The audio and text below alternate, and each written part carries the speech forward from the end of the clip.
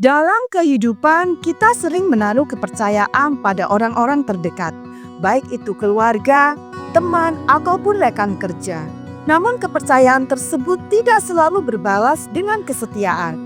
Pengkhianatan oleh orang-orang kepercayaan dapat menghancurkan keyakinan kita terhadap orang lain dan membuat kita mempertanyakan nilai-nilai yang kita anut. Video ini akan membahas tentang aspek pengkhianatan, berbagai jenis-jenis pengkhianatan dan alasan di balik pengkhianatan, dan cara untuk membangun kembali kepercayaan yang telah hilang. Yuk kita simak baik-baik video konten menarik kali ini dari channelnya Pak Helmi Yahya. Yuk kita pahami bersama. Saya tidak marah kamu bohongin saya. Yang saya marah itu dari sekarang sampai ke depan saya tidak lagi bisa mempercayai kamu. Kata Nietzsche ya, ini masalah kepercayaan.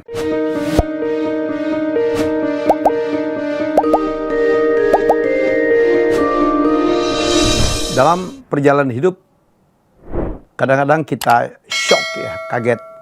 Kehilangan orang-orang yang kita percaya, kehilangan orang-orang yang kita besarkan ya, kita didik, dan kemudian orang tersebut tahu-tahu bohong kepada kita, berkhianat. Terkadang saya pun mengalami itu berkali-kali. Ya, berkali-kali ada orang yang kita besarkan tiba-tiba menjadi seperti duri dalam daging.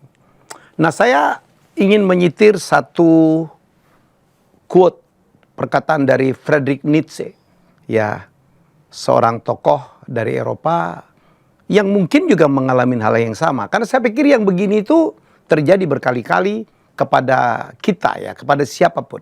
Kita dihianatin oleh orang yang kita bantu. Dia bilang gitu, saya tidak marah, kata Nietzsche ya, saya tidak marah kamu bohongin saya. Yang saya marah itu dari sekarang sampai ke depan, saya tidak lagi bisa mempercayai kamu. Ya, saya ulangi ini sekali lagi, saya tidak marah kamu bohongin saya. Tapi yang bikin saya marah adalah saya dari sekarang ke depan tidak lagi bisa mempercayai kamu. Ini masalah kepercayaan. Teman-teman, untuk yang pernah dihianati, ya saya pikir kita harus tetap walaupun marah ya, jengkel gitu, tapi jangan larut di sana, biarkanlah. Saya pikir orang yang mengkhianatin kita, orang yang membohongin kita, sudah menentukan nasibnya sendiri. Ya, jadi saya kan pernah bikin konten, kalau kita berbuat kebaikan, kita akan dibalas dengan kebaikan. Percayalah, saya mengalami itu. Tapi kalau kita berbuat jahat, berbuat kebohongan, berbuat kezoliman, kita pun pasti akan dibalas. Karma itu saya pernah katakan datang lebih cepat. Saya berkali-kali dalam perjalanan hidup, termasuk yang terakhir ini juga saya dihianatin oleh orang yang saya sangat percaya. Saya didik dari nol gitu, tiba-tiba dia main di belakang, menusuk dari belakang. Ya, jadi ya sudah.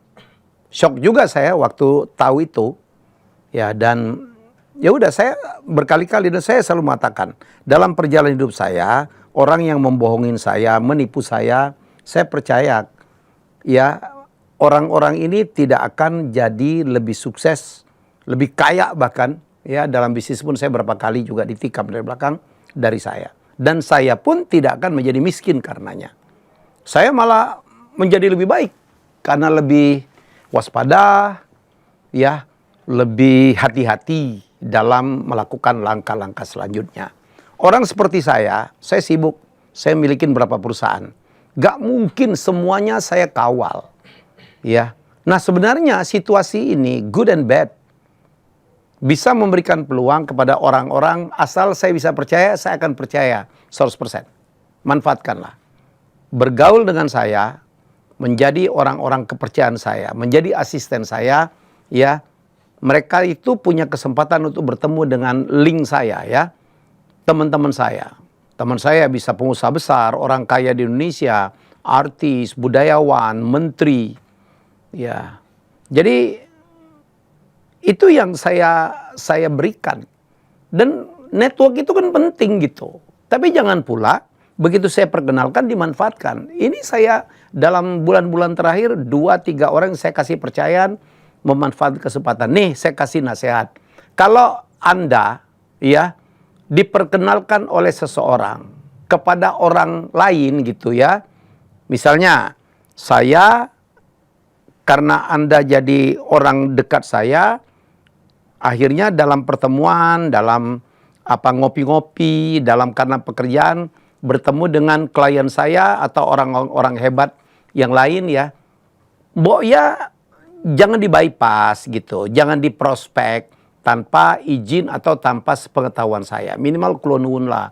Pak Helmi mohon izin ya, saya kemarin ketemu dengan teman Pak Helmi dan kemudian kita mau ngomong ini, boleh nggak? Itu adab. Jangan nge-bypass. Ya saya bukan itu aja ya.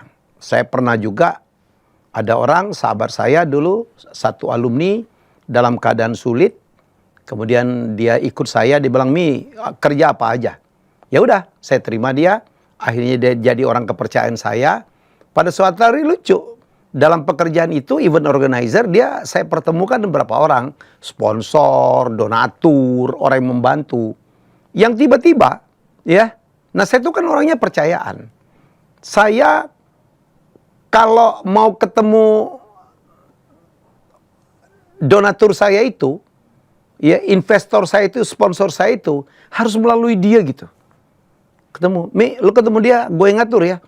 Masya Allah. Dan ternyata mereka membuat hubungan pekerjaan. Itu terjadi berulang-ulang, termasuk terakhir ini. Ya, saya perkenalkan dengan seseorang, kemudian dia melakukan, ya saya pikir sih, bohong lagi. Izin aja kenapa sih? Ya, jadi itu yang jadi masalah, yang ingin saya sampaikan. Jadi kalau Anda mengalami, ya sudahlah. Ya, kalau Anda menjadi orang yang sedang dalam posisi dibantu orang, diperkenalkan orang, Anda harus punya etika ya. Ingat ya konten saya, jangan pernah menggigit lengan orang yang pernah membantumu. Jangan. Dan kalau jadi karyawan itu jelas tuh, jangan melubangi kapalmu sendiri. Kamu akan ikut tenggelam. Jangan meludahi piring di mana kamu makan di sana. Jangan. Ya, itu etika. Insya Allah selamat. Anda kalau melakukan kesalahan nih, ya nggak selamat. Nomor dua, Anda dimanapun nanti akan dikenal sebagai seorang pengkhianat. Dunia sempit. Ya, akan diomongin, hati-hati loh. Pak Helmi aja pernah digitukan, atau bosnya aja pernah digitukan. Anda pikir ada orang yang mengambil Anda kerja dari temannya sendiri. Ya, dari temannya sendiri. Misalnya Anda melamar ke temannya bos Anda. Ya, dan kadang-kadang menjelekkan bosnya gitu. Diterimalah oleh orang ini yang merupakan teman dari bosnya. Anda pikir Anda dipercaya 100%? Tidak.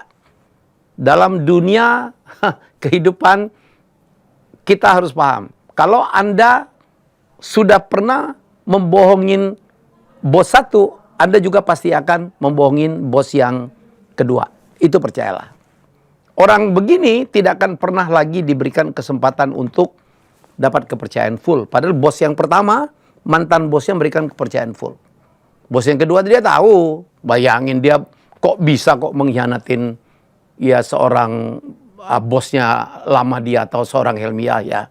Pasti dia memang mentalnya pengkhianat. Anda akan habis. Ya. Jadi itu yang saya sampaikan. Jaga betul reputasi. Kenapa saya umur segini masih terpakai di mana-mana? Karena saya jaga betul reputasi, saya jaga etika. Saya tidak akan pernah menggigit lengan orang yang pernah membantu saya. Saya tidak akan pernah membypass. Saya tidak akan pernah membohongin orang-orang yang pernah percaya dengan saya. No, nggak selamat juga ya. Mau secara apapun kita tinjau. Jadi itu yang ingin saya sharing pada kesempatan kali ini. Ya, untuk teman-teman sekalian kalau mau sukses, banyak banget yang saya bilang tadi. Ya, berbuat yang terbaik. My brother Ishak Chandra pernah mengatakan bahwa if you want to be lucky, just be good. Kalau Anda mau beruntung, jadilah orang baik. Orang jujur, ya, bekerja keras, tahu etika itu penting. Attitude, saya selalu tekan attitude. Ini attitude.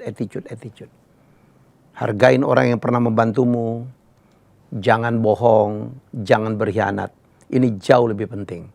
Keahlian kadang-kadang nomor 2. Anda ahli tapi punya attitude, suka bohong, suka selingkuh, ya suka menipu, ya berkata tidak jujur, Ya, suka mendua, suka berkhianat, selesai. Anda berkhianat, Anda bohong, sepertinya Anda menutup jalan sukses lebih besar Anda. Itulah nasihat saya. Bye-bye. Pengkhianatan dari orang-orang kepercayaan adalah pengalaman yang sangat sulit. Tetapi kita dapat pulih dan tumbuh darinya. Penting untuk memberikan diri kita waktu untuk berduka, mencari dukungan dan belajar dari pengalaman tersebut. Jika Anda ingin berkonsultasi masalah keuangan, laporan keuangan perusahaan, perpajakan, dan strategi digital marketing, jangan ragu untuk hubungi kami di 0811 8085 705 atau klik link di bawah ini di www.jasakonsultankeuangan.co.id. Sampai jumpa dalam video berikutnya.